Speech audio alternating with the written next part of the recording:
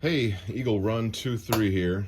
Well, my YouTube penalty is over, and this is the first time that I have sat down at this desk in over 2 weeks, and I don't really know how I feel about this.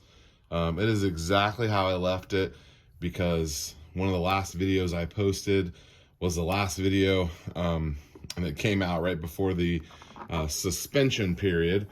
So I'm gonna just kind of, I don't really know what I'm doing here. Gonna kind of just try to reset and get started and see if I can catch my inspiration again. It really takes a lot to derail me, and you guys know I've served 2 YouTube jail penalties already in 2022. I've had 4 strikes since like January, I think. And if you get 3 at the same time, they just delete your channel. And we're going to talk about that a little bit, but I also want to address the title of this video. I'm seriously considering what am I doing on this platform. I don't know if I'm going to quit making YouTube videos. There's kind of a lot that goes into that. One of them is I've spent a bunch of money to make content, and so that would be a bummer if I'm unable to, I guess, get back what I put into some of this. Now, you guys know my channel is real small. We're still hanging around 6,000 subscribers. I really thought this summer that I could hit 10K by the end of the year, and we were coming off of a penalty, and then we got another one, and we're going to talk more about that in a second. But this channel doesn't make a lot of money, and I'll be perfectly transparent with you. Typically, it makes anywhere between $200 and $500 a month, which is nice. That allows me, all the stuff that you see here and all my projects are all paid for by that. I was a gun guy before YouTube, but I was building things at a much slower rate. When you've got, $300, $400, $500, $600 a month that you can spend on your hobby, it doesn't take very long for that to, kind of accumulate. And we've kind of been at that level here for the last year. There's even been times where the channel has made I think my high was like $1,500 in a month. And that was great. I was absolutely loving all the stuff that I could do and all of my interests. But this particular time that we've got demonetized, man, this one really took me and made me reconsider what my passions are. So I'm kind of at a weird spot. I'm mid project on a lot of things, and I super appreciate the fantastic little following that we've grown here, and I love the comments. So please shoot me a comment, and I also go ahead and leave me a comment and let me know what you think about this situation. But I'm also not like I'm not looking for I'm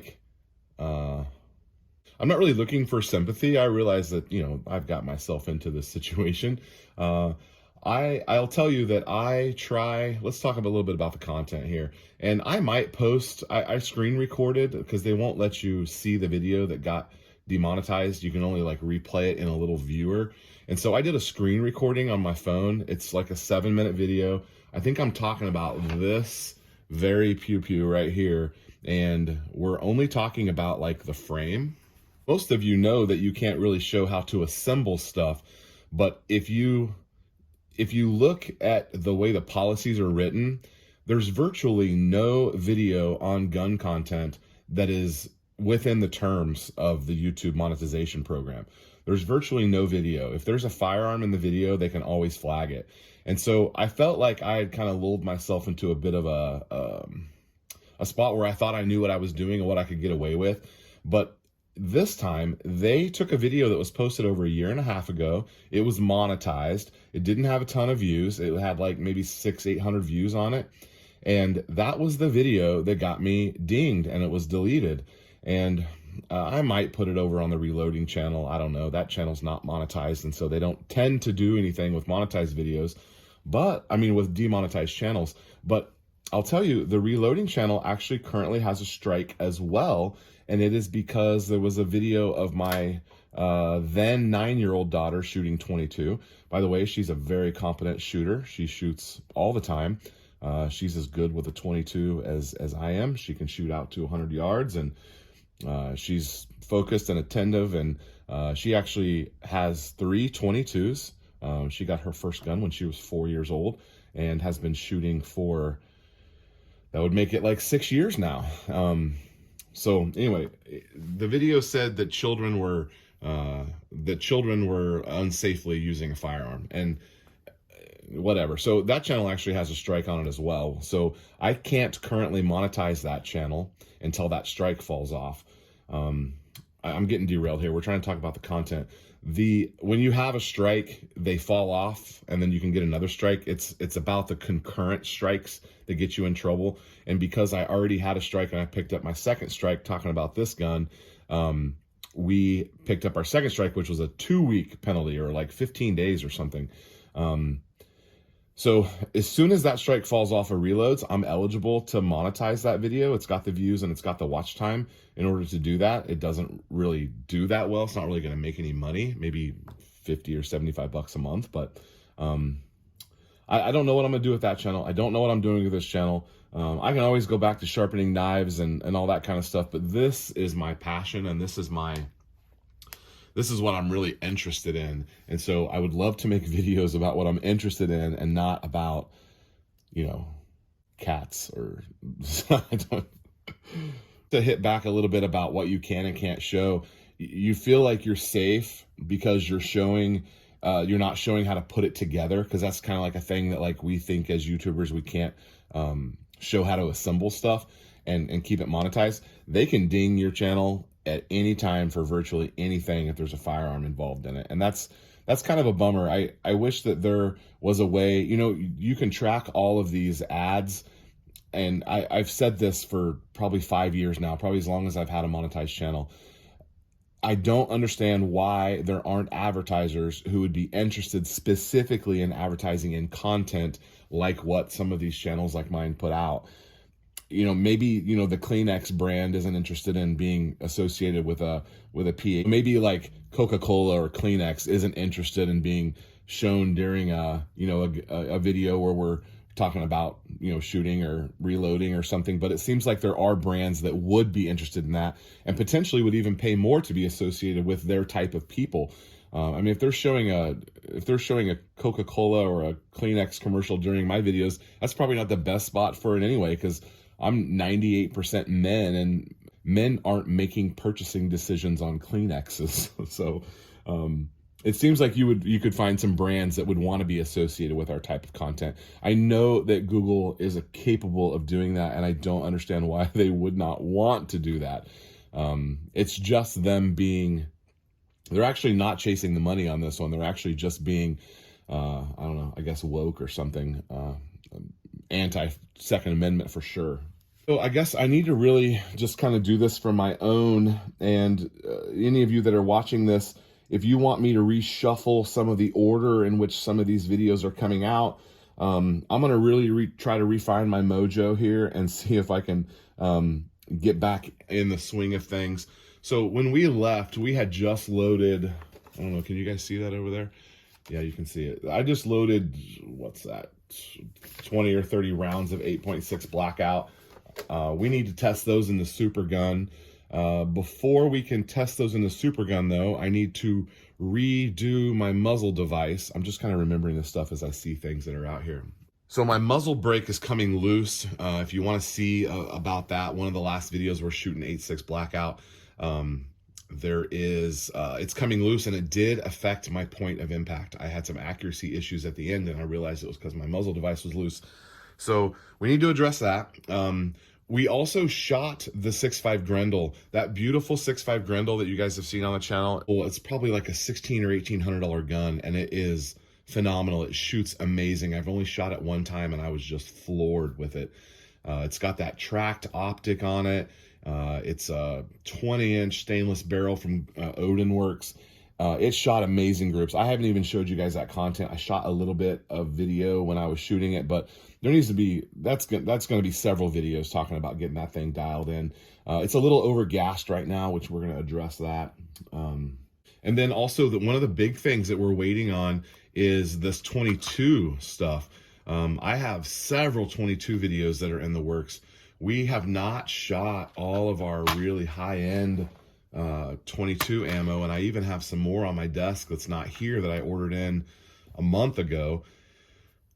We need to do that and really try to see if that Ruger Precision can just put out some amazing groups. I think it can. We got a bubble level in from Vortex for our 6.5 Creedmoor, and we also got our bubble levels in from Tract. I might want to do some tweaking of that scope as well. I can't show you guys how to do any of that stuff, but we can at least talk about it, and you guys can help me out if I'm missing something.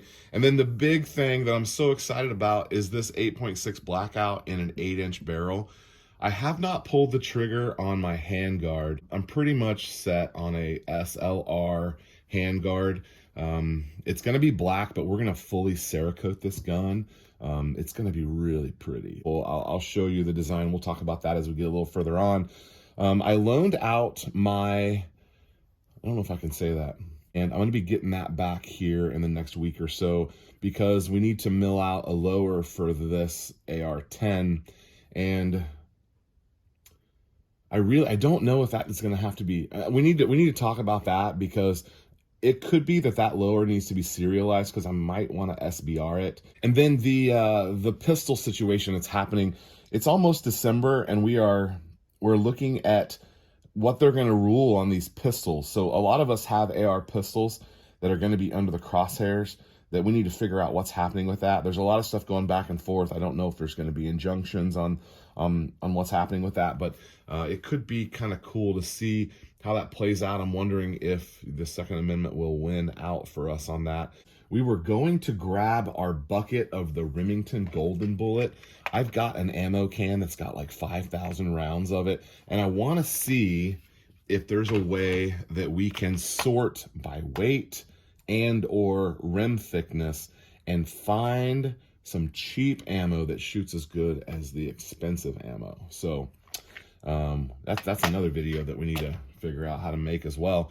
And then I've got optics setting over here. I've got uppers that I finished off camera that, you know, need a lower, and we have so much stuff going on.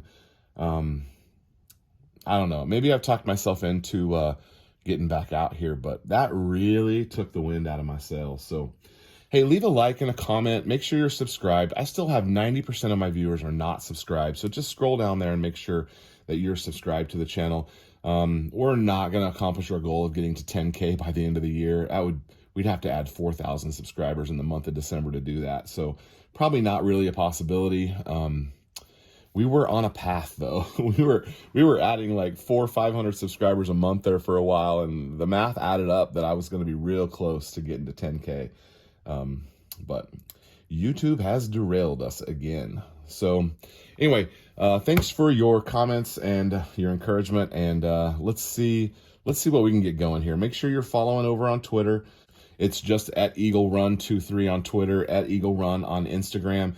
It's possible that Elon has kind of alluded to the fact that Twitter could have a video platform with monetization for some of the creators who are not you know, maybe some of the ones who are wanting to move away from YouTube. There's just not another. I do have a Rumble. It's at EagleRun23 as well.